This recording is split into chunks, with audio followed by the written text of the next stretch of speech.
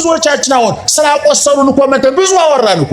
እገሌ አይተኛልኝም፣ እገሊት አተኛልኝም፣ ኑሮ እንዴት ይሆን? ስለ ጭንቀታችን፣ ስላቆሰሉን፣ ስላሳደዱን፣ መከራ ትዳራችንን ስለበተኑት፣ ሱቃችንን ስለበተኑት፣ ኑሯችንን ስላበላሹት፣ ስለ ክፉ ሰዎች እኮ ብዙ አውርተናል አይደለም? ክርስቲያን ስላቆሰለው አያወራም፣ ስለቆሰለለት ነው የሚያወራው።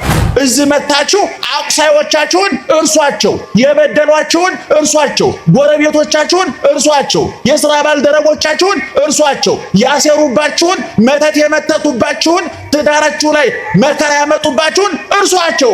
እዚህ ስትመጡ እነሱን ረስታችሁ አሸናፊውን አስቡት፣ ድል አድራጊውን አስቡት። የሚጠብቅህ አረ ንገሩኝ ጮህ የሚጠብቅህ አይተኛም። ጠላታችሁን እያገዘፋችሁ በሄዳችሁ ቁጥር ረዳታችሁ ይጠፋባችኋል። ችግራችሁን እያገዘፋችሁ በሄዳችሁ ቁጥር መፍትሄው ይጠፋባችኋል። በሽታውን እያገዘፋችሁ በሄዳችሁ ቁጥር መድኃኒቱ ይጠፋባችኋል። ረሃባችሁን እያገዘፋችሁ በሄዳችሁ ቁጥር ዳቦው ይርቃችኋል። ይህን ማመን አለበት። አትፍሩ ምእመናን። ኑሮን አትፍሩት፣ ኢኮኖሚን አትፍሩት፣ ፖለቲካውን አትፍሩት፣ ትዳራችሁን አትፍሩት፣ ጤናችሁን አትፍሩት። ሁሉ ነገር ዛሬ የማይፈራ ነገር የለም። የፈራ ሰው ይሸነፋል። የፈራ ሰው ተስፋ ይቆርጣል። የፈራ ሰው ያጠፋል፣ ራሱን ያጠፋል። የፈራ ሰው ይሰርቃል። የፈራ ሰው ወንጀለኛ ይሆናል። እኛ ግን አንፈራም። ድሮኛ የዛሬ 20-30 ዓመት እኮ ለስላሳ 5-6 ከገጠር እንደመጣን 5-6 ጠጥተን ነበር፣ ምንም አልሆንም። ዛሬ ግን መረጃው ሲደርሰው በሽታ ያመጣል ብለው ነገሩ። እኛ በሰላም ጠጥተን ይኖር ነው። ድሮ ስኳር እንደ ልብ ነበር የሚቃመው። ዛሬ ትልቁ ምክር ምንድን ነው? ሌማቱ ሲራቆት መገኘት የሚችለው፣ በዋቀው ሲራቆት የሚገኘው፣ ስንታሰር የሚገኘው፣ ጤና ሲከዳን፣ ገንዘብ ሲከዳን፣ ዘመድ ሲከዳን፣ መያዣ መጨበጫው ሲጠፋን፣ የያዝነው እያመለጠን፣ የሰበሰብነው እየተበተነ፣ አለን ያለው እየከዳን፣ ነገሮች በጨለሙበት ሰዓት ከጎናችን ማን ይገኛል? ቅድም ስታልፉ 1 ብር ለመስጠት እንኳን ጊዜ አጥሯችሁ ትታችሁት የመጣችሁ ሰውዬ ስትመለሱ ይገርማል ወንድሜ፣ ትናንትና እኮ 50 ሚሊዮን ብር ደረሰኝ ቢላችሁ ይገርማል። ቅድም እኮ ሰላም ልላስቤ ተጣድፌ እኮ ነው አንተንቀሸቀሹ። ይገርማል። እንዴት ነህ? ላንሳህ፣ ልጣልህ፣ ላልብስህ። በመጽሐፍ ቅዱስ አይናቸው የበራላቸው ሰዎች ምን እንዳደረጉ አይተናል። አዳምና ሔዋን በሰላም እየኖሩ ገነት እየኖሩ የበለሱን ፍሬ ከበሉ በኋላ አይናቸው ተገለጠ ይላል። ግን ያ ዕፀ በለሱን በልተው በሌብነት ሰይጣን የነገራቸው ምክር በልተው ስለሆነ የተገለጠላቸው አይናቸውን እንዲገለጥላቸው ያደረገ ሰይጣን ነው። ነገር ግን ራቁትነታቸውን አዩ፣ ባዶነታቸውን አዩ። ሰቀቀናም አይን ነው ያኛው። ይሄኛው አይን ሲበራ ግን መላእክትን ነው ያየው። በሉቃስ ወንጌል ምዕራፍ 24 ሉቃስና ቀሌዮጳ ኢየሱስ ክርስቶስ እንጀራውን ባርኮ ሲሰጣቸው ወተከስተ አዕይንቲሆሙ አይነ ልቡናቸው በራ ይላል። የቆሰለውን ክርስቶስ ሳይሆን የተነሳውን ክርስቶስ፣ ያሸነፈውን ክርስቶስ፣ ድል አድራጊውን ክርስቶስ አዩት ይላል። ምእመናን ይሄ አይናችን ሲበራ ያቆሰሉን ሳይሆን የቆሰለልን ይታየናል። ብዙዎቻችን አሁን ስላቆሰሉን እኮ መተን ብዙ አወራን እኮ። እገሌ አይተኛልኝም፣ እገሊት አተኛልኝም፣ ኑሮ እንዴት ይሆን? ስለ ጭንቀታችን፣ ስላቆሰሉን፣ ስላሳደዱን፣ መከራ ትዳራችንን ስለበተኑት፣ ሱቃችንን ስለበተኑት፣ ኑሯችንን ስላበላሹት፣ ስለ ክፉ ሰዎች እኮ ብዙ አውርተናል አይደለም? ክርስቲያን ስላቆሰለው አያወራም፣ ስለቆሰለለት ነው የሚያወራው። የቆሰለልን ማን ነው? ንገሩኝ። የቆሰለልን ማን ነው? እዚህ መታችሁ አቁሳዮቻችሁን እርሷቸው፣ የበደሏችሁን እርሷቸው፣ ጎረቤቶቻችሁን እርሷቸው፣ የሥራ ባልደረቦቻችሁን እርሷቸው፣ ያሴሩባችሁን፣ መተት የመተቱባችሁን፣ ትዳራችሁ ላይ መከራ ያመጡባችሁን እርሷቸው። እዚህ ስትመጡ እነሱን ረስታችሁ አሸናፊውን አስቡት፣ ድል አድራጊውን አስቡት። የሚጠብቅህ አረ ንገሩኝ ጮህ የሚጠብቅህ አይተኛም። መጽሐፈ መነኮሳት ላይ ደግሞ እንዲህ የሚል ቃል ተጽፏል። እመኒ ኖመ ለሊሁ ወዐቃቢ ሁሰ ኢይነውም። እሱ እንኳን ቢተኛ ይላል የሚጠብቀው አይተኛም። እናቶቻችን ልጆቻችሁ አውሮፕላን ላይ ቁጭ ብላችሁ ረጅም ጉዞ ላይ ቁጭ ብላችሁ አውሮፕላን ላይ ሆናችሁ እኮ እቅፋችሁ ላይ ልጆቹ ምን ይሆናሉ? ይተኛሉ። አውሮፕላን ቢንቀሳቀስ አውሮፕላን ከፍ ዝቅ ቢል ትዝ ይላቸዋል። እነሱ አይናቸውም ማን ክንድ ላይ ናቸው? እናንተ ክንድ ላይ ናቸው። እኛ በዘላለም አምላክ ክንድ ላይ ነው ያለ ነው። እግዚአብሔር ክንድ ላይ ነው ያለ ነው። እግዚአብሔር እጅ ላይ ነው ያለ ነው። ቀራንያው ላይ የተቸነከረው የቆሰለው የቆሰሉትን የሚፈውስ የወደቁትን የሚያነሳ የረከሱትን የሚቀድስ የተሰበሩትን የሚጠግን የጠፉትን የሚፈልግ ኑ ወደ እኔ የሚል እናንተ ደካሞች ሸክም የከበዳችሁ ወደ እኔ ኑ የሚለው እግዚአብሔር ከኛ ጋር ነው። የኛ ችግራችን ምንድነው? ካቆሰለልን ክርስቶስ ይልቅ ስላቆሰሉልን ሰዎች በማውራት ጊዜውን እናባክነዋለን። ደህና ዋላችሁ። እኛ እዚህ ስንመጣ ማየት ያለብን ቅዱስ ገብርኤልን እንጂ ሰይጣንን አይደለም። የቆሰለልን ክርስቶስ እንጂ ያቆሰሉልን አይደለም። የተሰደደልን ክርስቶስ እንጂ አሳዳጆቻችን አይደለም። ልብ አድርጉ። የተራቆተልን ክርስቶስ እንጂ ያራቆቱንን አይደለም ማየት ያለብን። ሰው ስለ ጥላቱ ብዙ በማውራት ጊዜውን ያባክናል ወገኖቼ። ታውት እርሱት የሚጠብቅን ምን አይልም ብለናል? አያንቀላፋም ብለናል። እንደውም በመዝሙረ ዳዊት መዝሙር 90 በቅንፍ 91 ለመጽሐፍ ቅዱስ ላይ መዝሙር 90 ከቁጥር 9 ጀምሮ እንዲህ የሚል ቃል ተጽፏል። ይቀርብ እኩይ ሀቤከ፣ ክፉ ወደ አንተ አይቀርብም። በሉት እስኪ ክፉ በሉ ወደ አንተ አይቀርብም። ወይበው መቅሰፍት ቤተከ፣ መቅሰፍት ወደ ቤትህ አይገባም። በሉት ልብ አድርጉ። ክፉ ወደ ማን አይቀርብም? ወደ አንተ። መቅሰፍት ወዴት አይገባም? ወደ ቤት አይገባም ይልና ቀጥሎ ምን ይላል? የማይገባበትን ምክንያት የማይቀርብበትን ምክንያት ዳዊት ሲዘረዝር ምን አለ? እስመ ለመላእክቲሁ ይእዝዞሙ በእንቲአከ፣ መላእክቱን ስላንተ ምን ያደርጋቸዋልና? ያዛቸዋልና። ከመ ይዕቀቡከ በኩሉ ፍናዊከ፣ በመንገድ ሁሉ ምን ያደርጉ ዘንድ? ይጠብቁ ዘንድ። ወበእደዊሆሙ ያነሱከ፣ በእጆቻቸውም ያነሱ ዘንድ። ያነሱከ ከመ ይትተአቀፍ በእብን እግርከ፣ እግርህ እንዳትሰነካከል ይጠብቁ ዘንድ መላእክቱን ስላንተ ያዛቸዋልና። ክፉ ወደ አንተ አይቀርብም፣ መቅሰፍትም ወደ ቤትህ ምን አይሆንም? አይገባም ይላል። አያችሁ፣ ይህን ማመን ነው ጀግና ማለት። ይሄ ማነው ጀግና ማለት? ጠላታችሁን እያገዘፋችሁ በሄዳችሁ ቁጥር ረዳታችሁ ይጠፋባችኋል። ችግራችሁን እያገዘፋችሁ በሄዳችሁ ቁጥር መፍትሄው ይጠፋባችኋል። በሽታውን እያገዘፋችሁ በሄዳችሁ ቁጥር መድኃኒቱ ይጠፋባችኋል። ረሃባችሁን እያገዘፋችሁት በሄዳችሁ ቁጥር ዳቦው ይርቃችኋል። ይህን ማመን አለበት። ክርስቲያን ስለሞላለት እንጂ ስለጎደለበት አያወራም። ስለተደረገለት እንጂ ስለቀረበት አያወራም። የተደረገልን ብዙ ስለሆነ የቀረብን ለማስታወት ጊዜ አላገኘንም ምዕመናን። እኛ አቀማጥሮ በአፋችን እያጎረሰ የሚጠብቅ ዳቦ አይደለም እኮ ምዕመናን። አባት ቢወልድ ዳቦ ያጎርሳል፣ ወተት ያጠጣል፣ ልብስ ይገዛል። እግዚአብሔር ግን ዳቦ ሆኖ ብሉኝ አለ፣ ደሙን ጠጡልኝ አለ፣ በቁስሌ ተፈወሱልኝ አለ፣ ተራቁቶ ልበሱልኝ አለ፣ ተርቦ ጥገቡልኝ አለ፣ ተጠምቶ ጠጡልኝ አለ፣ ሐሞት ኮምጣጤ ጠጥቶ የዘላለም ሕይወት ጣፋጩን ጠጡልኝ አለ። የአምላክ እያለ ስለሰው የምናወራበት ጊዜ ሊኖረን ይገባል ምዕመናን። ሊገባል አይገባም። አታውሩ፣ ታዋቸው፣ እርሷቸው፣ ዘንጓቸው። በማቴዎስ ወንጌል ምዕራፍ 18 ቁጥር 10 ላይ ደግሞ እንዲህ የሚል ቃል ተጽፏል። ደስ የሚል ቃል ወቆይ ታስተሐቅርዎሙ ለአሐዱ እምእሉ ንዑሳን፣ ከታናናሾቹ አንዱን እንኳን እንዳትንቁ ተጠንቀቋል። ከታናናሾቹ፣ ታናናሾች ማለት ምንድን ነው? በጤና ከኛ ያነሱ፣ በእድሜ ከኛ ያነሱ፣ በገንዘብ ከኛ ያነሱ፣ በስልጣን ከኛ ያነሱ፣ ከኛ ጎሳ ያነሱ፣ ከኛ ብሔር ያነሱ ብለን የምናስባቸው፣ እኛ አስበን ሰርግ የማንጠራቸው፣ ለቅሶ በሉን ብለን የማናማቸው፣ የረሳናቸው፣ የዘነጋናቸው የሉም በየሰፈሩ። አስባችሁ ሰርግ ማጠሯቸው፣ ለቅሶ ቀሩ ብለው የማታሟቸው የተረሱ ሰዎች የሉም። እነዛን እንዳትንቋቸው፣ እንዳታቃልሏቸው ተጠንቀቁ አለ ጌታ። ኧረ ቀጥሎ ያለው ምን ይላል?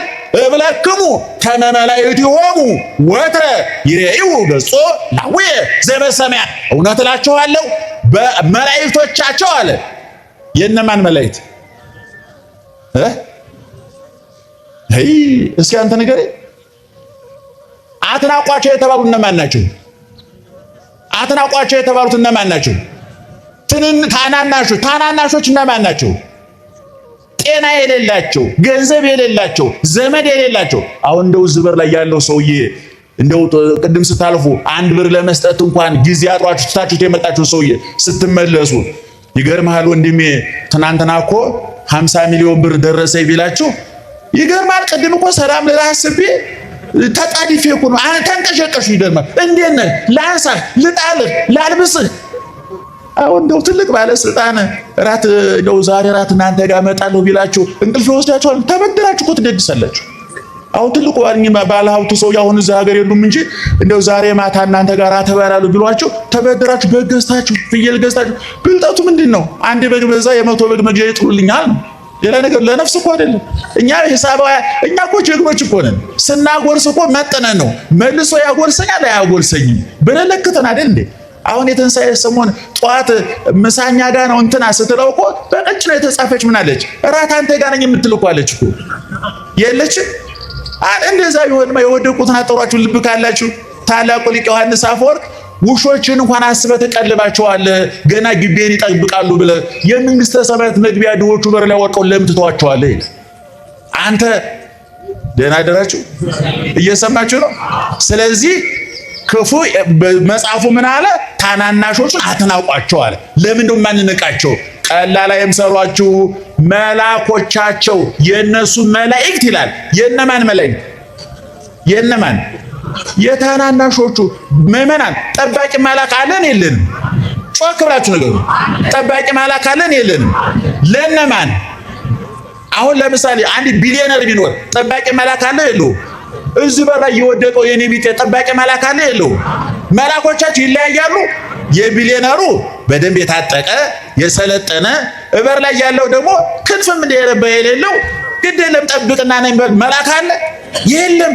እዛም ለዛም ሰውዬ ለኔም ለአሜሪካው ፕሬዝዳንትም ለሳቸው አይታዘዝም። ለኔን የሚታዘዙ ለነገሩ እንደው ቢታዘዝላቸው እንኳን ቢባል ለሳቸውና ለኔ አንድ አይነት መልአክ ነው የሚታዘዘው። ምክንያቱም መልአኩን የሚመድበው የጌቶቹ ጌታ እግዚአብሔር ነው። የድሆች አምላክ እግዚአብሔር ነው። የጎስቋሎች አምላክ እግዚአብሔር ነው። በተራበ ሌማቱ ሲራቆት መገኘት የሚችለው፣ በዋቀው ሲራቆት የሚገኘው፣ ስንታሰር የሚገኘው፣ ጤና ሲከዳን፣ ገንዘብ ሲከዳን፣ ዘመድ ሲከዳን፣ መያዣ መጨበጫው ሲጠፋን፣ የያዝነው እያመለጠን፣ የሰበሰብነው እየተበተነ፣ አለን ያለው እየከዳን፣ ነገሮች በጨለሙበት ሰዓት ከጎናችን ማን ይገኛል? እግዚአብሔር ይገኛል። ይሄ ጌታ ነው እና መልአኮቻቸው በሰማይ የአባቴን ፊት ያያሉ ማለት ማለት ፊት ማየት በመጽሐፍ ቅዱስ ቋንቋ ባለሟልነት ነው። ዛሬ ወርሃዊ መታሰቢያውን የምናደርግለት ቅዱስ ገብርኤል በሉቃስ ወንጌል ምዕራፍ 1 ቁጥር 13 ላይ እኮ አንተ ማን ነህ ብሎ ሲጠይቀው እኔማ አለ መልአኩ አነ ውእቱ ገብርኤል ዘቀውም ቅድመ እግዚአብሔር፣ እኔ በማን ፊት የምቆመው? በማን ፊት? በእግዚአብሔር ፊት የምቆመው ማንኛ አለ? ገብርኤል ነኝ አለ። ፊት ነሳው ማለት ነው። ብዙ ጊዜ እናገረዋለሁ። እንደው ገሌኩ ፊት ነስቶኛል ማለት ነው። ፊቱን አያሳየኝም በነጠላ ሸፍኖ ነው የሚሄደው ማለት ነው። ምን ማለት ነው? አቤት አንነጋገርም ማለት ነው አይደለም? አኩርፎናል ማለት ነው አይደለም? ከፍትፍቱ ፊቱ እናቶች እኮ ታውቁበታል ስታቀርቡ አይደለም? እንጀራው እጃችሁ ላይ ያለው እንጀራ እኮ በፊታችሁ ላይ ይጋገራል እኮ ሲጋገር ይታያል አይደለም? ደጋግ እናቶች በሞቴ በረበ ማርያም አፈር ስሆን እኔ እንደዚህ ማለት ይቅር። እኔው አንዳንድ ሰው የቀረ ባህል ነው አይባልም። እኔ በጣም ደስ የሚለኝ በማርያም አፈር ስሆን ኧረ በገብርኤል ብላልኝ። እንደው ከተደረደራችሁ እንኳን ገብርኤል ብዬ ነው ብላ ታመካኛላችሁ። ማመካኛለ አሁን የዛሬው ሰው ያቀርብላችሁና ትንሽ አትበላም ነበር እሺ ከበቃ ምን ይደረጋል አይባልም። የኢትዮጵያዊ ጠባይ አይደለም ወገኖቻችን። ወደቴ አይባል። እኔ ማርያም ኧረ በስላሴ ደስ እንደሚለኝ አያችሁ። ከፍትፍቱ ፊቱ ማለት እኮ እጁ ላይ ቆሎ ይዞ ፊቱ ላይ ክትፎ ያለ ማለት ነው።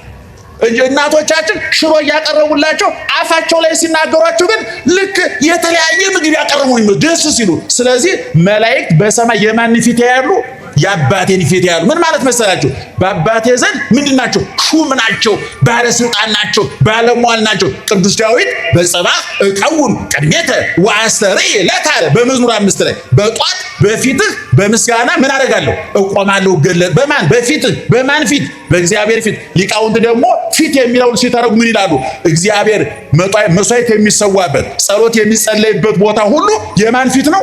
የእግዚአብሔር። አሁን ቤተክርስቲያን ስንመጣ ፊቱን እየነካን እኔ አሁን ቤተክርስቲያን መጥቼ ስሳለም የህንጻው አለ አይደለም በሩ ነክቼ እንደዚህ ስሜ እንደዚህ ካላልኩ ያገኘሁት አይመስልኝ። አንዳንድ ሰው በርቀት እጅነስ ምናምን ስለምታዩት እናንተ የነካች ስለሚመስላችሁ፣ እኔ ግን መንካት አለብኝ። ልክ ቤታችን ቤተክርስቲያን እጄ ህንጻውን ነክቼ ስስም እኔ ቤታ አግኝቼ ሳምኳቱ ነው የሚመስለኝ። ሰው የሚዳሰስ ነገር ይፈልጋል፣ የሚጨበጥ ነገር ይፈልጋል። እና ታናናሾችን አትናቁ አለ። ስለዚህ ለምን ነው ማንነቃቸው? ለምን ነው የምናከብራቸው? አባታች መላእክቶቻቸው በሰማይ የማንን ፊት ያያሉ? የእግዚአብሔርን ፊት ያያሉ። ምን ማለት ነው ይሄ? ጠንካራ ወንድም ያላት ጡንቻ ያለው ወንድም ያላት ልጃገረድ በሰፈር ትደፈራለች? አትደፈርም። ዱርዬው እኮ እያየ አይኑን ጨፍኖ ይሄዳል። ለምን? እሷ አፈርቷት እኮ አይደለም። እሷን ቢነካ ወንድሟ ምን እንደሚያደርገው ያውቃል። ትልቅ ባለስልጣን ዘመድ ያለው እኮ ደቃቃ ሰውዬ ተከብሮ ይኖራል። እሱ ልታደቀው ትችላለህ። የሚያደቅ ያዝብሃል። ከላይ በግ ተንቀጥቅጦ ትኖራለህ። ወደ አይደለም። አሁን እኛ ታናናሾች ማንነካቸው ለምንድን ነው? ገብርኤል አላ ከጎን፣ ሚካኤል አላ ከጎን፣ የኔን አይነ ስውር ናት አትይ። አይናማ መላክ ከጎን ይቆማል። እጅ እግር የሌለው ናት። ሰይፍ ያለው መልአክ ከጎኑ ቆሟል። ጠባቂ ያለው እንባ አባሽ መልአክ አለው። ቁስል ፈዋሽ መልአክ አለው። ጥያቄ መላሽ መልአክ አለው። የሚጠብቀው የማያንቀላፋለት መልአክ አለው። ለዚህ ነው ክፉ ወደ አንተ አይቀርብም፣ መቅሰፍት ወደ ቤት አይገባም ማለትና መላእክቱ ስላንተ ምን ያደርጋሉ? ያዛቸዋል። ታናናሾች አትናቋቸው። ለምን አንነቃቸውም? መላእክት ከነሱ ጋር ስላሉ። ስለዚህ ምእመናን ከነሱ ጋር ካሉት ይልቅ ከማን ጋር ያለው ይበልጣል? ከኛ ጋር ያለው ይበልጣል። እነሱ ጋር ያለው ሰይፍ ሊሆን ይችላል። እነሱ ጋር ያለው ገንዘብ ሊሆን ይችላል። እነሱ ጋር ያለው ዝና ሊሆን ይችላል። እኛ ዘንድ ጋር ያለው የዝነኞቹ አምላክ እግዚአብሔር ነው። እኛ ባለ ሀብቶች እኛ ጋር ያለን ሀብት አይደለም። የሀብት ምንጭ የሆነው እግዚአብሔር ነው ከኛ ጋር ያለው። የሚጠብቀን አያንቀላፋም። እይነጉም ወይዴቅስ። እንደው ቅዱስ ዳዊት የሚጠብቅ አያንቀላፋም ብቻ አይደለም ያለው፣ ፈጽሞ አያንቀላፋም ነው ያለው። እይዴቅስ ወይነጉም ማለት ሁለት ተመሳሳይ ግስ አንድ ጊዜ ስንጠቀም በብዙ ቋንቋ ፈጽሞ አይደረግም ማለት ነው። ፈጽሞ አያንቀላፋም። የቀለብከው ውሻ በስጋ ይታለላል። የቀጠርከው ዘበኛ በቅልፍ ይሸነፋል። በኤሌክትሪክ ያጠርከው አጥር መብራት ሲሄድ ጥበቃውን ያቆማል። የኛ ጌታ ግን አይደክሙም፣ አያንቀላፋም። መብራት አቅም አያንሰውም፣ ኃይል አለው። ትናንት ኃያል ነበር አምላካችን፣ ዛሬ ኃያል ነው፣ ለዘላለም ኃያል ነው። እነሱ ጋር ካለው ከማን ጋር ያለው ይበልጣል? አረ ጮክ በሉ። ከማን ጋር ያለው ይበልጣል? እግዚአብሔር። ስለዚህ እነሱ ጋር ካሉት ይልቅ እኛ ጋር ያሉት ይበልጣሉና ምን አትሁን? ጮክ በሉ። ምን አትሁን? አትፍራ። አትፍሩ ምእመናን። ኑሮን አትፍሩት፣ ኢኮኖሚ አትፍሩት፣ ፖለቲካውን አትፍሩት፣ ትዳራችሁን አትፍሩት፣ ጤናችሁን አትፍሩት። ሁሉ ነገር ዛሬ የማይፈራ ነገር የለም። የምንበላው ምግብ ቦምብ ሆኖብናል። የምንጠጣው መጠጥ ቦምብ ሆኖብናል። ድሮኛ የዛሬ 20-30 ዓመት እኮ ለስላሳ 5-6 ከገጠር እንደመጣን 5-6 ጠጥተን ነበር፣ ምንም አልሆንም። ዛሬ ግን መረጃው ሲደርሰው በሽታ ያመጣል ብለው ነገሩ። እኛ በሰላም ጠጥተን የኖር ነው። ድሮ ስኳር እንደ ልብ ነበር የሚቃመው። ዛሬ ትልቁ ምክር ምንድን ነው? ስኳር እስቲ እንደው ወንጂ ስኳር ታስታውሳለህ? የላስቲኳን ልጆች ነን ለማለት ነው። ታስታውሳላችሁ? እናንተ ታስታውሱ ችግር የለው። እኛ ነን እና አባባኛ ያቺ ወንጂ ስኳር ስንት ነበር የምትሸጠው? 10 ሳንቲም። እሷን ገዝተን እንበሳና ምን እናደርገዋለን? ስኳሩ እንቅመዋለን። ዛሬ ብንቅመው እንቃማለን። እኔ ግን ደም ብዛቱ፣ ስኳሩ፣ ምን ያልመጣ ጉድ አለ። እንደውም ሊቃውንት ምን ይላሉ? አዳምን እግዚአብሔር ሲረግመው አለ ምድሪቱ እሾህና አሜከላ ታብቅል ብሎ ሲረግመው፣ በአንተ ሰውነት ደግሞ ወስፋቱ ኮሶ ይብቀልብ፣ በሽታ መናኸሪያ ያድርግ ማለት ነው። ዛሬ መናኸሪያን ያደርግነው ለምናል። ስለዚህ መፍራት አይገባም።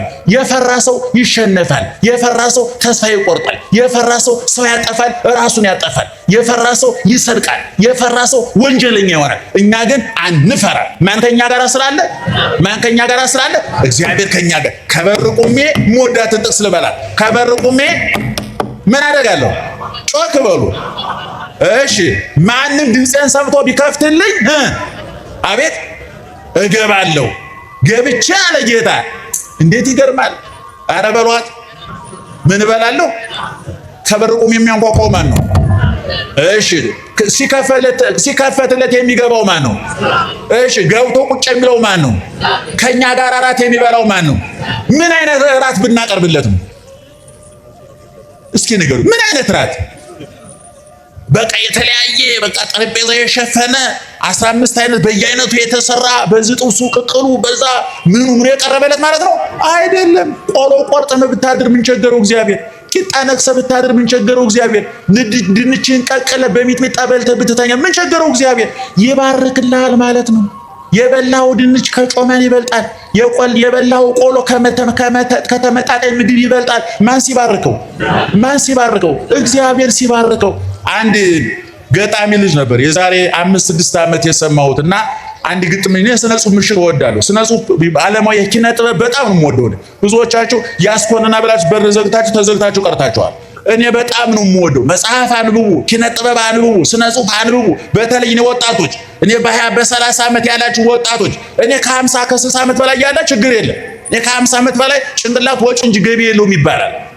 ይቅርታ አድርጉልኝ፣ እኔም እዛ አካባቢ ስለሆንኩ የእኔም ጭምር ነው። ይገርማቸዋል። ከ50 ዓመት በኋላ ጭንቅላታችን በሞዴል 30 የሚያስወጣ እንጂ የሚያስገባ የለው ተፈጥሮ። ምክንያቱም ከ50 ዓመት ያለፈው ሰው ላውራላችሁ እንጂ ንገሩኝ አይል። የሚገርማቸዋል። ሰምታችሁኛል? ልታርቅ ነው። ሽማግሌ ይባላል። ሽማግሌን አዳምጠው አትንገሩ ይባላል። የሽማግሌ ሲል አጠራቅሞ አንቦ ያረጀው ነው። ዝም ብሎ የጠጅ ሲጠጣ አርጅቶ ጠጅ ድሮ ቀረ እያለ ስለ ብር ላይ ባወራኝ አልሰማውም። ጊዜን አላቃጥልም። እኔ ወጣቶች ተናግረናል። ዛሬ ፌስቡክ ላይ አፍጠህ አርጅተህ በኋላ በ90 የምታወራው ቢያልቅብህ ልጅ ነው መሳቂያ መሳለቂያ የሚል አንብብ።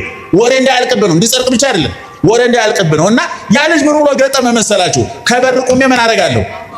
አንኳኳለሁ፣ እገባለሁ አለ ጌታ። የሚገባው ግን ምን ሲሆን ነው?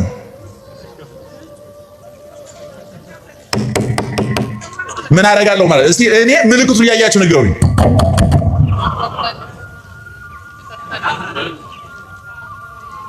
አንድ ሰው ያንኳኳል አይደለም?